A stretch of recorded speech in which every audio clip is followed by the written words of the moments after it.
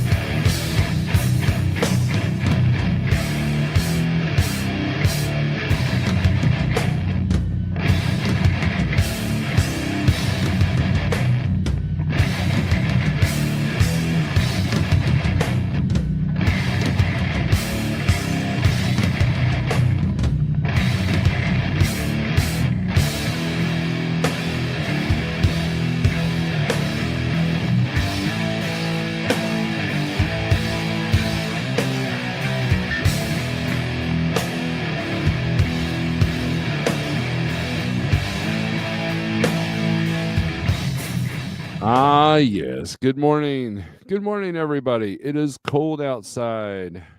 It's like 1 degree outside. So we have our coffee and we're going to go take a look at freight. We have a little bit to talk about. We're going to check out volumes. The first full week of no holidays or nothing. So in a while. So we're going to look at freight. We're going to look at the weather. But first, let's share the screen here. I got Google Maps up here. And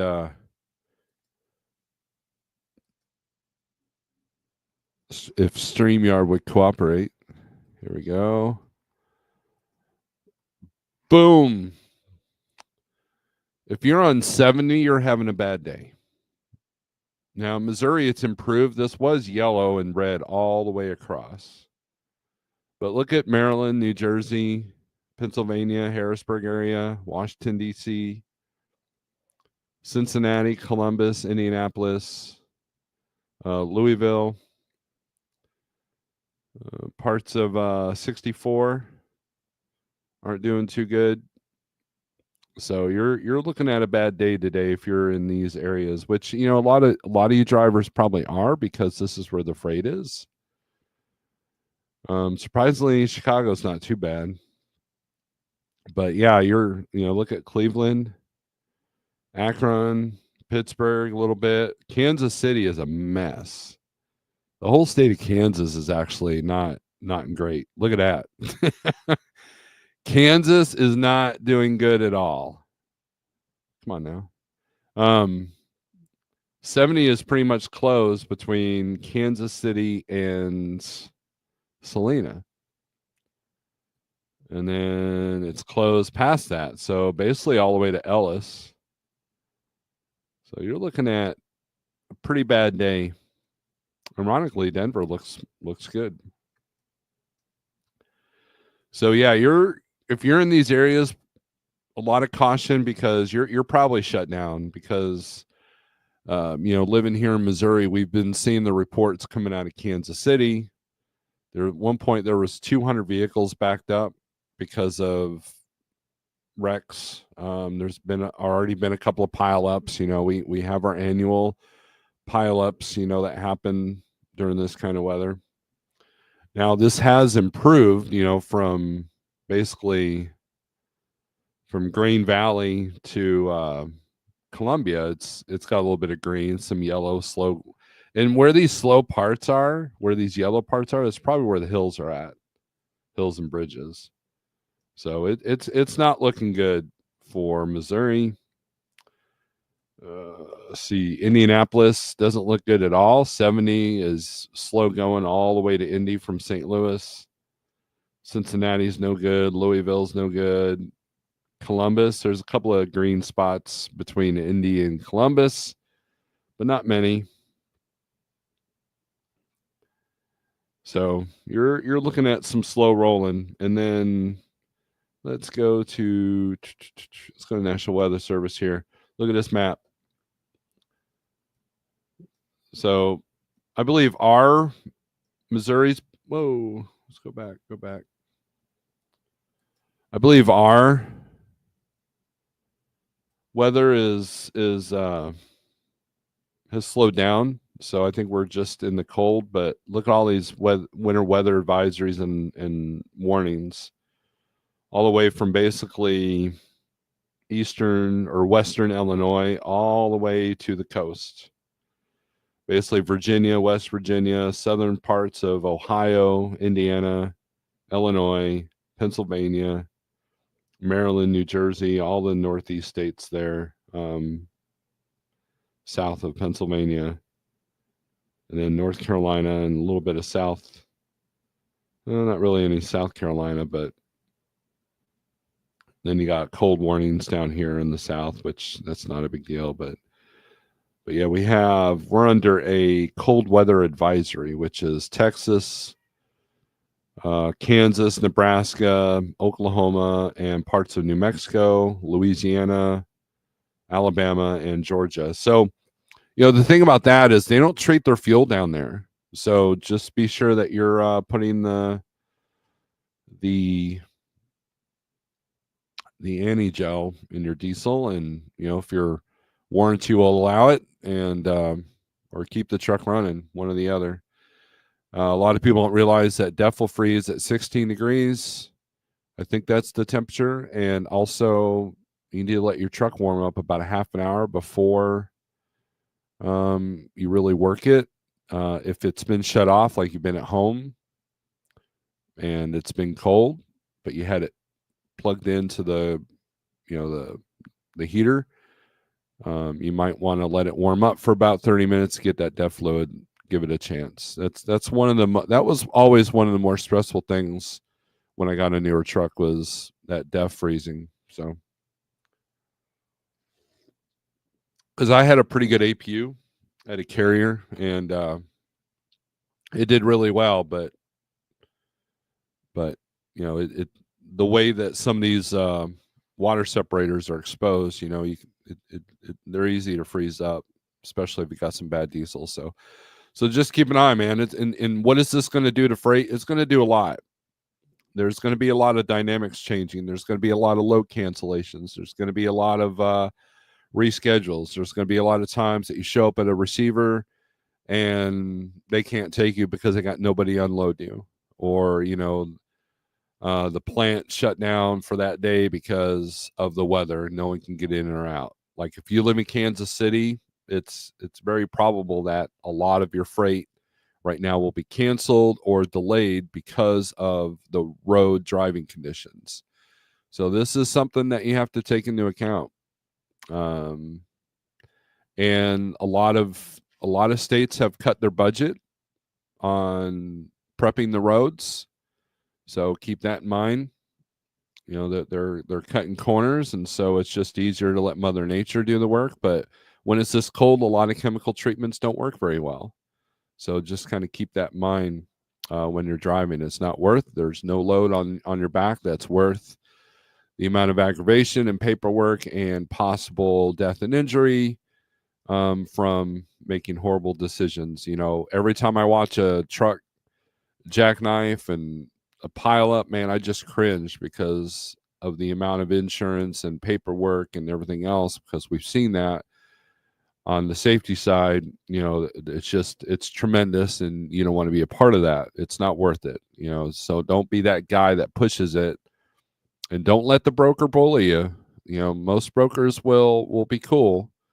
They might get frustrated. Dispatchers, if you're a company driver, your dispatcher's gonna have to get over if you can't roll. If you can't roll, you can't roll. And I'll tell you a story. So one time, it was when I was a company driver. We end up, me and two of the other people from my company, we end up shutting down in Spiceland, Indiana, at the Flying J there. We got a spot pretty early, and sure enough, the weather came in, because I've always kept an eye on the weather. My dad was a meteorologist for the Marines, and he always taught me that watching the weather was important, and he used to have the Weather Channel on all the time. Back when the Weather Channel was new, they just did the forecast, they just did the current conditions. They didn't have all this crap that they got now, like CNN. But so I watch Weather Nation now. But anyways, I always watched the weather, especially when I was driving. And so we all shut down, and sure enough, we're hearing about wrecks. We call our dispatcher and say, "Hey, we're shutting down. How long do you think it'll be?" "I don't know. It looks pretty bad." And we end up staying there for like a day and a half. And what was funny is, I'd monitor the CB radio to see how the roads were, and there was one guy that was rolling through, obviously, and said, "Look at all them wimps. Who's all down there, parked at the Flying J?" And this one guy replied, "Nothing but us million milers." And it was funny, but it was also true. And just, there's nothing wrong with shutting down. The last thing you want to do is jackknife or go across the median simply because you lose traction. So so make sure you shut down and be safe. So that's kind of what we got going on. So let's do some let's look at the comments, and then we'll get into some freight. I do have a news article I'm going to read real quick. Southbound Pachyderm, what's up? My name is Nobody. Good morning. Charity Sharp, good morning. Jay Fisher, good morning, everyone. Flatbed Trucker, morning, everyone. Truckers Education Network, about time you did a video. Mr. Light, good morning. Everybody saying hi to Jeff. Mother Nature is on a rampage. I'm in Lake Park, Georgia. Very uncomfortable. At least you're not. Being uncomfortable is better than. Look, it's good to be uncomfortable. But at least you're not in this pink mess here. So, Trucking with T-Bone, good morning. James G. Hello, Red Lady, good morning. Glad to see you. Thank you for your membership. Mr. Charles says good morning. My load out of the house was switched back a day, delivers to Indianapolis. Well, that's probably a blessing in disguise there.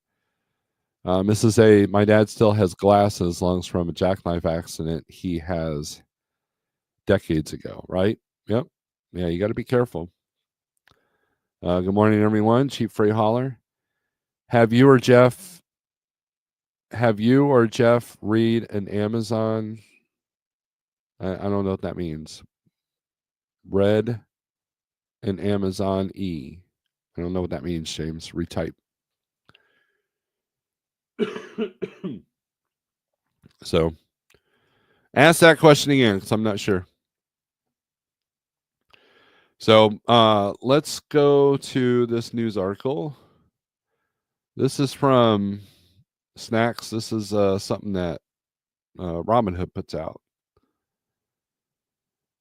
This is from Max Knobdach. Yeah, Knobdach. Interesting name. Monday, January 6th. New Year, same strike. Let's see, zoom this in so I'm not. East and Gulf Coast ports aren't leaving their problems in 2024 as soon as next week. 47,000 unionized dock workers could run it back on their 3-day strike from October. That work stoppage, the first of its kind in nearly half a century, was suspended after the union and port employers reached a tentative wage hike deal 62% over 6 years. But they kicked the can on the issue of automation. The temporary truce's end date is fast approaching, and talks between the two sides are set to resume tomorrow. Heavy cargo. If a deal isn't reached, an estimated $5 billion a day strike could start as early as January 16th, shutting down ports that account for 60% of U.S. shipping traffic. Last week, Danish shipping juggernaut Maersk told customers that negotiations hadn't advanced. Automation agitation. The union wants a contract that guarantees employers won't introduce automation or semi-automation at ports. Yeah, we'll see what that happens. Delivery date. President-elect Trump's inauguration is set for 4 days after the strike could begin. Last month, Trump voiced support for the union and said shipping companies should invest in wages over machinery. Replacement anxiety. Dock workers, animators, culinary workers, and video game motion capture performers have something in common. They've all recently sought protection from having their jobs automated away. Automation and AI have been a labor sticking point and the reason behind stoppages like the ongoing video game strike. 75% of Americans think AI will reduce the number of U.S. jobs last year. The tech played a role in layoffs of companies including UPS, Intuit. 61% of large U.S. companies plan this year to use AI to automate tasks once done by humans. So there we go. The AI gods, overlords, are going to take over everything. So just kind of keep that in mind. The brokerage you're dealing with is probably using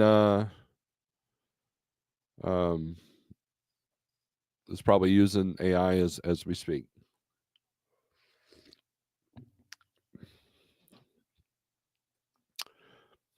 Have you or Jeff ever read an Amazon relay contract? No, I haven't, because I don't utilize it. I know we're set up for it, but we've had 1 or 2 drivers run it for a minute. They just get frustrated and go back to the spot market is pretty much what happens. You kind of have to know the system.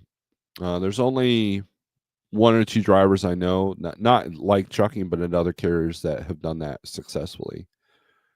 But I imagine that during times like this, your score goes down. But I have not read the contract because I've never set it up. So I got a rude awakening with ELD prices last night. Haven't looked in a few years and was surprised at the prices for ELD and dash cameras. Yes, everything has gone up, cheap freight hauler. But you can also renegotiate those rates too because they want your business. ELD companies have lost business because of the thousands of carriers that have gone under. So they're looking to make a deal, and usually they're kind of set up like the cell phone companies. You make deal about equipment, contracts. They want 3 to 5 year contracts that lowers the rate. That's we were looking into a couple of different systems, and we just we're still with Samsara, but there's definitely some competition out there. So utilize some leverage and see what you can do. So all right, my cat is going crazy. All right, so let's take a look at load availability. Let's see what volumes are like. This is the 123 low board. 48065 is the code if you want to try it out for free for 30 days. You can look at things like this hot market map. Let's look at van. Now, a lot of these numbers are going to be fudged. Why? Because of the storm going all the way across. This looks about the same as it always does. So let's go to DAT and let's refresh this for current volumes.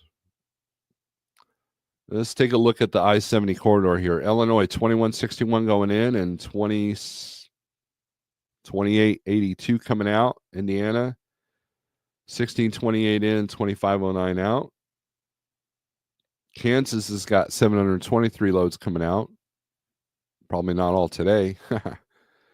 Kentucky looks good. 1036 to 1194. Normally Kentucky's not that high, so I imagine this is weather related. Louisiana's got more out than in. Let's take a look at Ohio here. Missouri, 1071 in, 1525 out.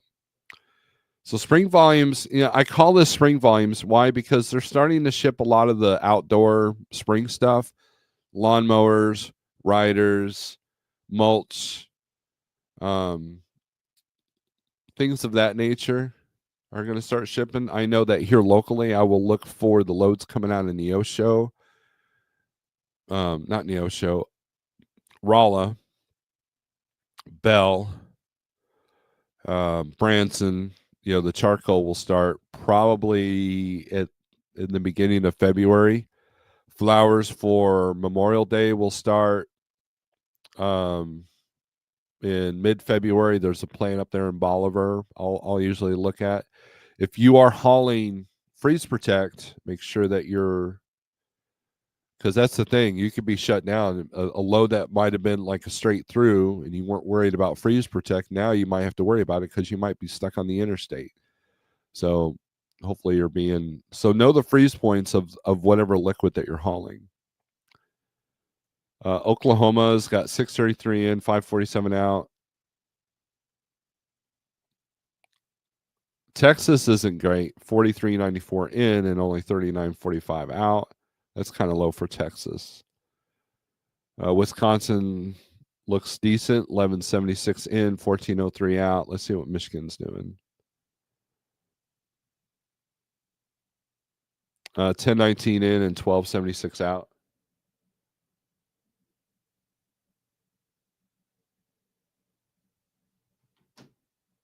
So, volumes are up there. Let's see what Georgia and Florida are doing here. Georgia's got 21.76 out in and 20.53 out. Florida's got 23.86 in and only 8.02 out. The other day that was a higher number. I think that was last week. That was probably because of the holiday. So even Alabama 8.24 in, 8.26 out. So kind of an even Steven there number there. So Massachusetts, Maryland, Maine are all Maine's got more out than in, but not a whole lot. But so let's take a look at let's see what's coming out of Missouri, and let's sort this by date. Pickup date. Let's see what's coming out today. I'm sure there's a lot of delays here, and not a whole lot of rates posted. Canton, Missouri to Evansville, Indiana. That's going to be a tough run. So make sure you ask for a premium rate on that if you even choose it. It's light too, so that's going to be a bit of a bear. Max temperature 0, minimum temperature 0. So it says van. This is probably just the default setting. Dexter, Missouri, and Morrilton, Arkansas. This one shouldn't be too bad because Arkansas didn't see the same slick conditions that we did. But in Dexter there, it's going to be a bit of a drive. So I don't know if I do that one or not. Definitely not for 550. And we got a partial going to Tolleson.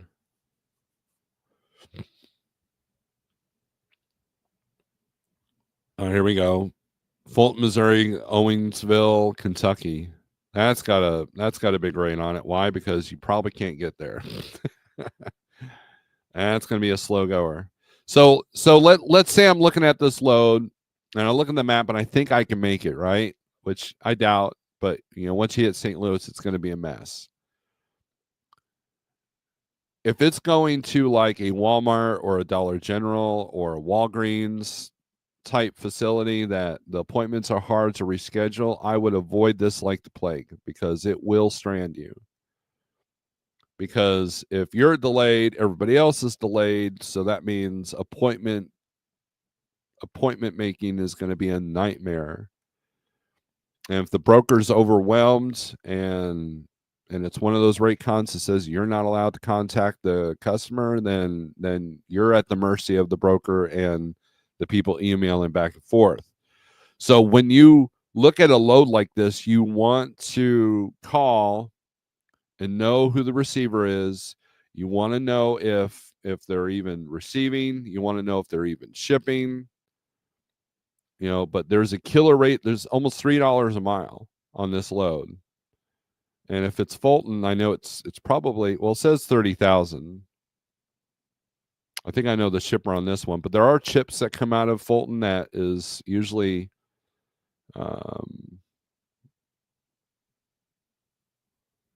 lighter weight, but this might be pallets too. And now, one of the things I'm going to start looking for is if you start seeing a lot of pallet loads, empty pallet loads, that's usually a good sign that freight is going to pick up. There's another one. They got another one, Fulton to Hattiesburg, Mississippi.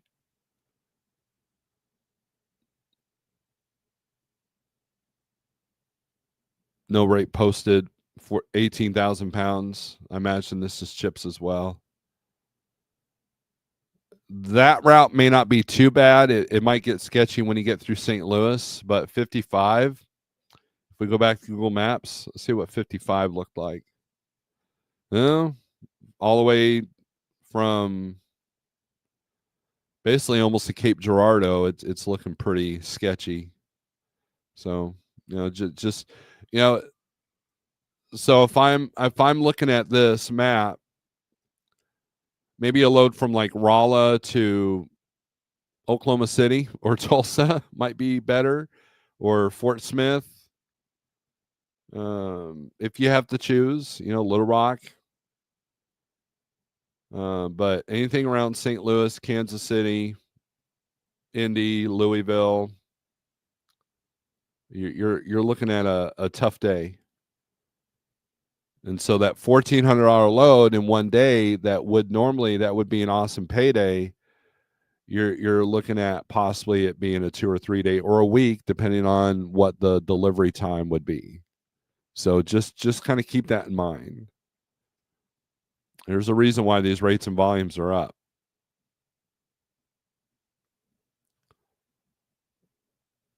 Here's Hannibal, Missouri to Burlington, New Jersey.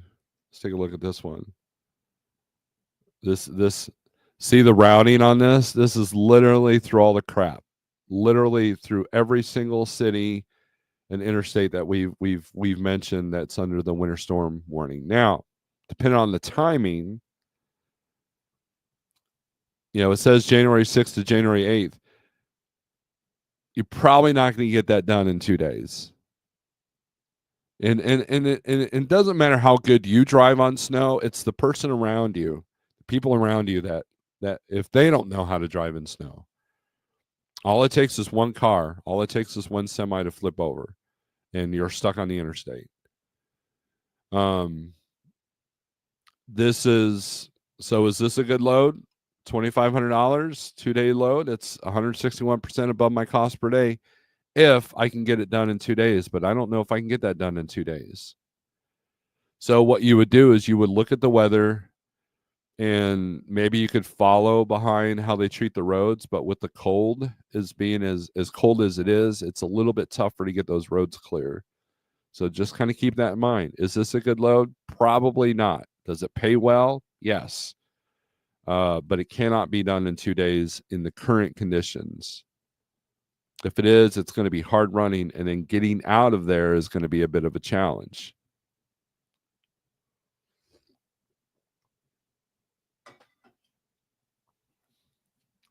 So that's something that you have to kind of keep in mind. And and that's Missouri. That's 70 has really been affected from basically Kansas City all the way to basically Harrisburg. So, if you're trying to go south, 55 doesn't look great. Now, if you're going south from Kansas City, as long as you can get down to at least Harrisonville, looks like southbound Harrisonville to Lone Tree might be sketchy, but after you get that, you're green, you're good to go. So you might take that lower paying load that goes to Tulsa, and then you can kind of make your way south, run to Dallas and then maybe Shreveport, but then run this area for a little bit. Now, if you do that, if you use that strategy, then you're kind of putting yourself in a situation where you're not going to have as much leverage on negotiation of rates. But if you can get the timing of the storm down, you can use that as leverage to get a higher rate. And you should, because there's a lot more risk, a lot more cost involved with running down 70 right now, 70 and 64. So just kind of keep that in mind. There's a lot to think about when you go into self dispatch. There's a lot to think about if you're dispatching trucks, and if you're under a contract that you have to get this done, you're probably stressed out as well. So just kind of keep that in mind.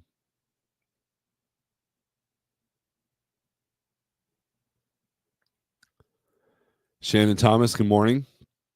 Hope you're doing well. Does idling the truck keep Pepsi's from freezing when it's teens outside? Old days, yeah, because the truck shook when it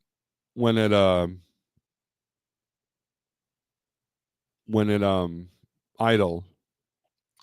And so the only thing I think of is that if you idle the truck, just prove that you idled the truck, because a lot of raycons will tell you that you have to do freeze protect. Now, with that being said, the part I look at is, and I'll give you an example. So it was so cold that my filters froze, even though I had the APU on, and I ended up losing a day, and I was in Columbus, Ohio, as I normally was, and I called on a load. It was Dr. Pepper going from Columbus to Springfield, Missouri. And so I looked at the weather, and it was snowing like crazy. And so the broker was in a hurry to get this done. I negotiated a really good rate. And then I called Jeff, and we kind of went over what's the strategy, because number one, I think the freezing point for soda is not 32 degrees. I think it's a little bit lower. So we had a little bit of wiggle room there. So I got to the shipper, got in a dock, and then all chaos ensued in that parking lot. Man, I got there just in the nick of time. And I knew that if I can get to at least Rolla, Missouri, the storm was only going as far as Springfield, Ohio. I knew that if I can get past that, and I had plenty of fuel just in case I had to idle, I knew that I was going to shut down around Rolla or Cuba, Missouri. And I looked at the forecast, and the overnight load there was only 39, so which was a lot warmer than what it was in Columbus at that moment. So I went ahead and took that risk. Now where the huge risk comes in is if there was a wreck and I was stuck on the interstate, or if I wrecked, which then we have other issues besides the freight. But luckily everything worked out. So those are the things that you have to take in consideration. It's not, what are the things that are outside of your control? And so to me, the risk isn't worth it. So I would try to pick, dry loads or canned goods or something of that nature, something that, because anybody who's parked their truck for a couple of days and gone back to see their gallon water jugs have frozen, that it's cold. And that's usually a good gauge, whether the stuff inside the trailer is freezing or not. So, you just got to, if you're doing a 34, look at the freeze, look at the warnings, all that. So a few weeks back, a broker told me to just idle the truck to keep drinks from freezing. Yeah, and you can prove that. You've done your part. But depending on what beverages they were, it might work, but I know that that is not a foolproof plan, depending on how cold it gets. So, good morning from Eloy, Arizona, says Randy. Old school trucking. Morning, everyone from Hotlanta, Georgia. Probably not very hot today, is it? Loveland, Colorado to Montana. You want to look at the map or the freight? Or that's what you're driving? Montana actually looks not too bad as far as roads go. So on Saturday, I was coming down I-75 southbound and northbound side. I got to see the motorcade carrying Jimmy Carter being transported to Atlanta, Georgia. Wow, that must have been a sight to see. If you haul chips, do they only fill the trailer half full too? No, they're very light. I mean, sometimes the loads go all the way back to the trailer. In fact, when I was at Schneider, we were told to break the seal and open the trailer door, and 9 times out of 10, half the stuff would fall on you, and they wanted you to strap it. So, but no, chips can go all the way to the doors. Four wheelers and other so-called professionals drivers can't drive correctly in good weather, right? And so, everybody in the following distance and speed, everybody's in a hurry, and I mean, every pileup's the same. It's the same thing. And a lot of people argue that CB radios would save a lot of these pileups. To a degree, yes, but most of the people that would be using the CB radio for weather safety purposes probably aren't out in that weather. So, and it's the lack of training and the pressure that's put on a lot of drivers that fuel those pileups. The CB is just something that would help, but it wouldn't eliminate. And trust me, I'm a CB radio guy all the way, and I've had my CB radio on in bad weather, and it saved my butt a few times. However, that's because I didn't have a chance to shut down yet. So, no cents per mile. The bags go all the way to the roof, but actual chips are about 6 inches off the floor. Hold on a second.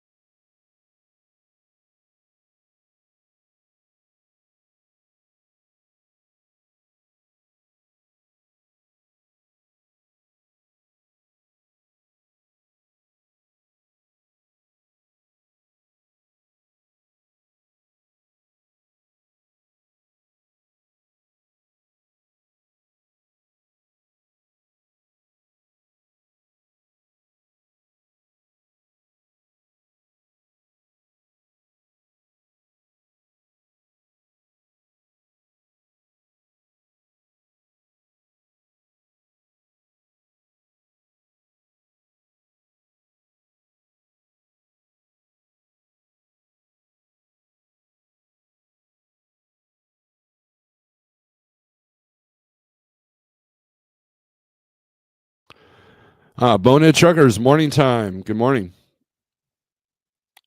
Let's see. I think 95 is going to be a cluster today. Talked to a friend a couple hours ago, and the more he got north of Richmond, the worse the roads got. His boss called and turned all of them around. Yeah, Richmond's not looking good either. Let's take a look at that on Google Maps there. Yeah, 95 is a bear from basically Richmond all the way up to basically New York City. There's a couple of green spots, but yeah, you're not looking good there either. So, flatbed trucker loads. Yeah, we can look at that. We can. What day? Flatbed, Loveland, Colorado, Montana.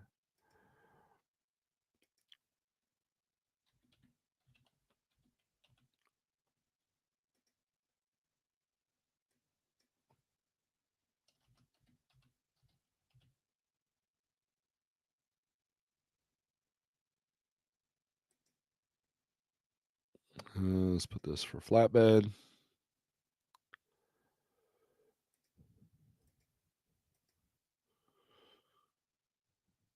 No loads available. So let's do a higher radius here. No loads available. So yeah, ain't gonna happen. Boulder Woods, good morning.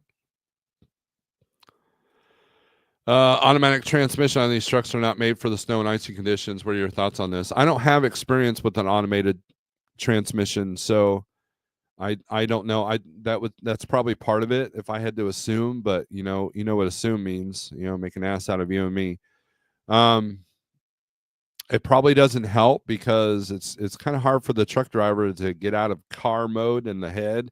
Use an automated transmission. I would utilize my manual to for basically control. Um, if I'm breaking traction in seventh gear, well, it's easy just to stay in six and not try to overdo it, right? So that's kind of so I agree with some of that, but the pileups are not because of transmissions. The pileups are because people are in a hurry, they're undertrained, and it's all about go go go. It's Amazon's become the new Swift as far as seeing them on the side of the interstate in the pileup. Why? Because they put a lot of pressure on those drivers. A lot of those drivers aren't from this country and therefore don't deal with this kind of weather ever. And their bosses are telling them to go, go, go because they don't want to lose the Amazon contracts. That's pretty much the way they're making money.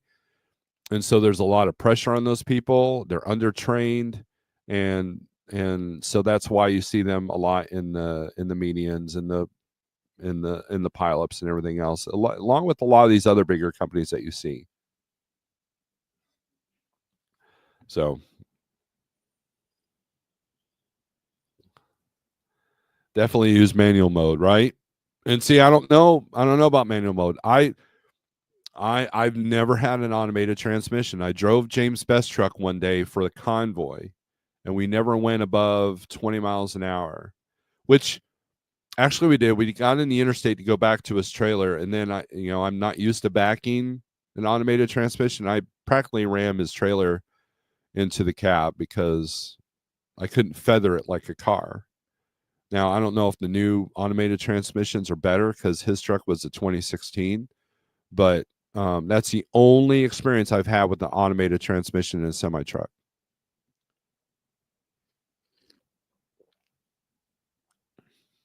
So it would be a bit of a challenge for me as well.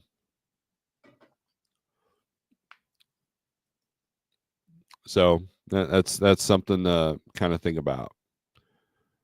So let's since flatbed truckers in here, we didn't really help too much. Let's take a look at Montana and Colorado. Colorado's yellow. Not a whole lot coming out. 78 cents a mile to go from Denver to Tulsa. So that's kind of dumb. You can't tell me this is a hot shot load. Flatbed, 48,000 pounds. Call. Oh, no tarp. Yeah, and then that routing's not really good, really, because you have to go through. Yeah, that's a no. Park the truck. It's just you know, dealing with low rates is one thing, but there are sometimes you just park the truck, be over it.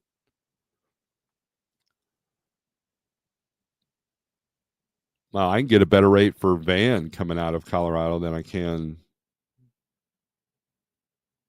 flatbed. That's ridiculous. I would avoid this state like the plague or get killer, killer, killer money going in. Oh, here you go. 296 mile go from Wheat Ridge to Logan, Utah.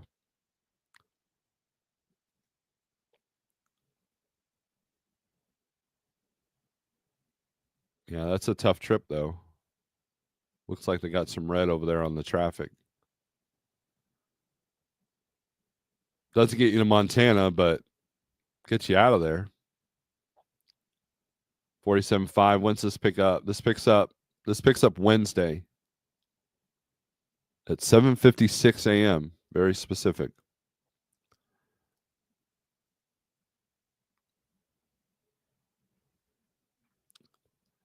Now let's take out weather out of the equation. This Montrose, Colorado, West Plains.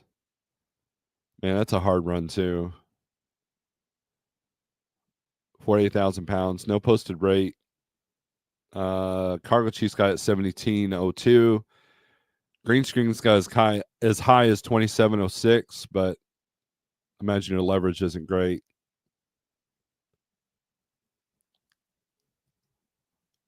So that doesn't get you to Montana.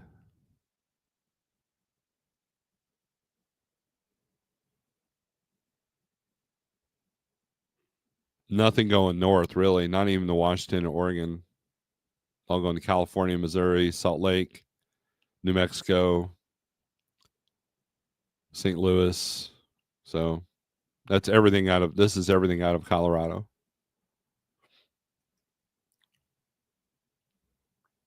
This is your flatbed hot market map here.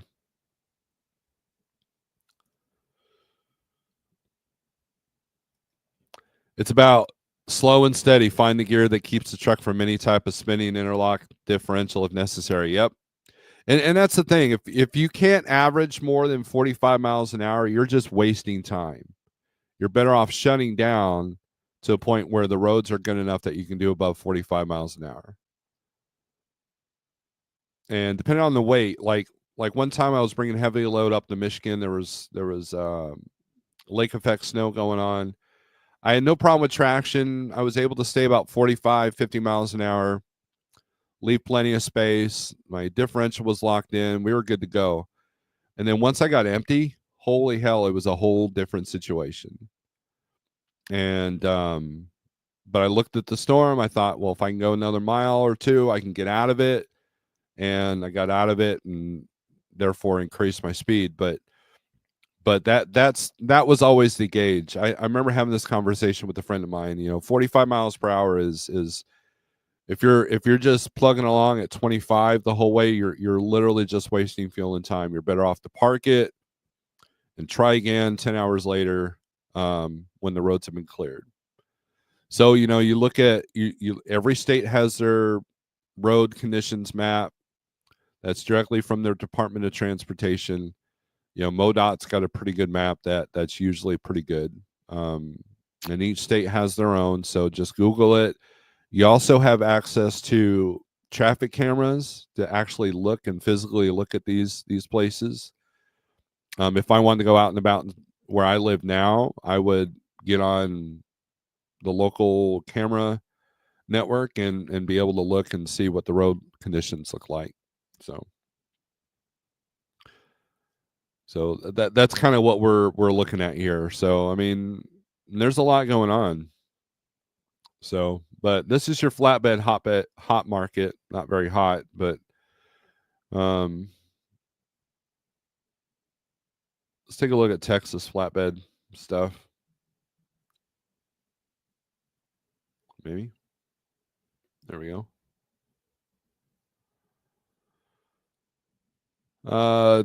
235 a mile to go up to Utah out of Channelview. Houston to Tulsa, $800. $1.60 a mile. Wow. Oh, that's a partial. That's why.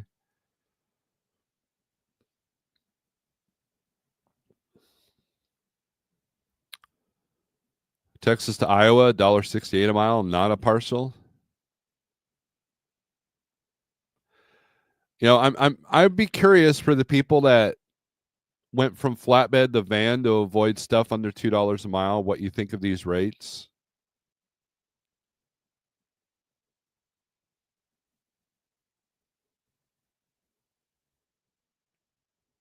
It's just kind of proof that just changing your platform sometimes isn't enough. Here's Houston, the Plains, Kansas. Of course, they're putting some money on this because it's difficult to get to Kansas right now.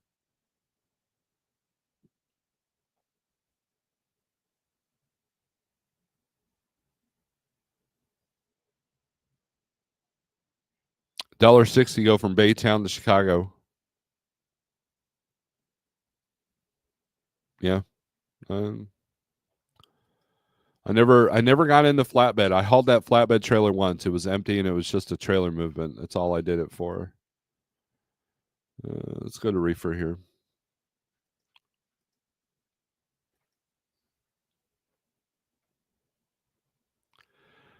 Idaho and Colorado are green. Let's take a look at Colorado freight. What it's paying out of what it's paying in reefer. Denver to Aurora, $1.94 a mile.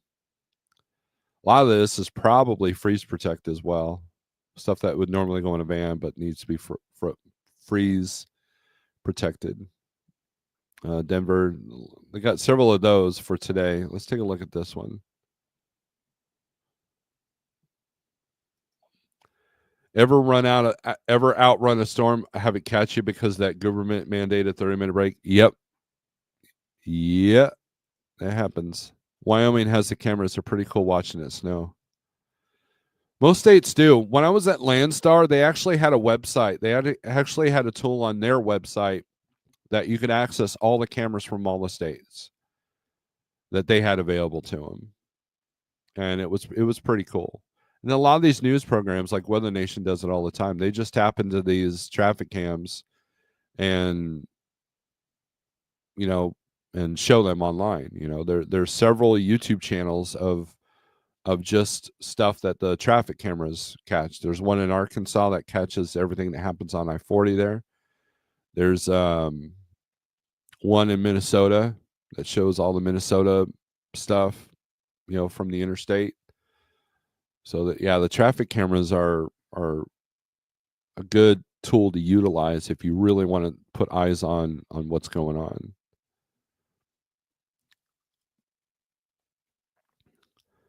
Carlos Chief's got this at 1812. Definitely want to ask for more since that's going to be a hard run. Again, you're going across. You're going to go across 80, which isn't as bad as 70 right now, but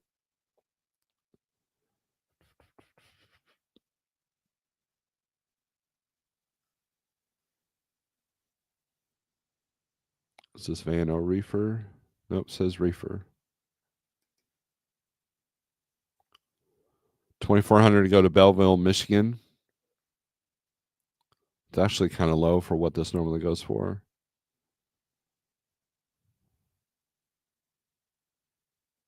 $4,000 to go to Maryland. Let's take a look at this one. I want to say that's the highest rate I've ever seen out of Denver. Car Chief's got it at 38, so they're not too far. I'd be curious to know what this is, but again, you're going across 70, and that's going to be a bit of a bear. So if it's a perishable product like vegetables or something, which I don't know if a lot of vegetables come out of Denver, that might be if it's got an expiration date, that might be a problem. Or fresh meat. So let's see if they got a temp on here. No temp. So definitely want to know. Don't just call and say, I'll do it for $4,000. You want to know the times, you want to know the receiver, you want to know that what the product is. And a good broker will be able to tell you all that. A shady broker will not. An experienced broker won't know. So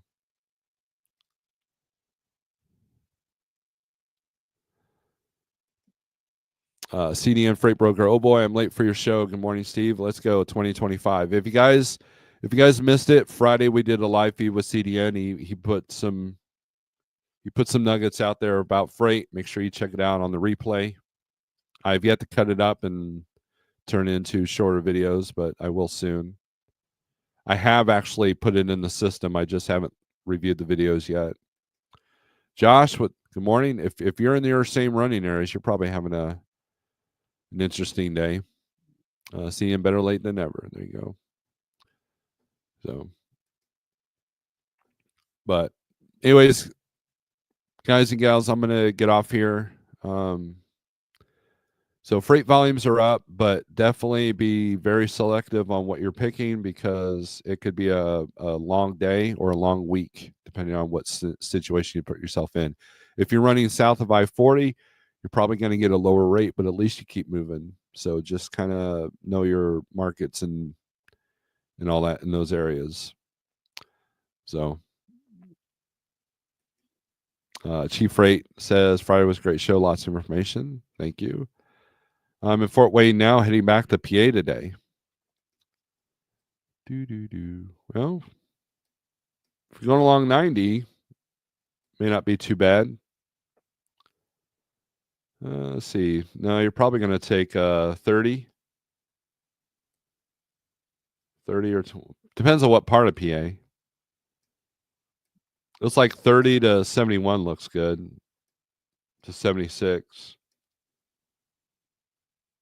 But just kind of keep an eye. There's a lot of alerts going on in southern PA. So it just depends on what line you're going to there. So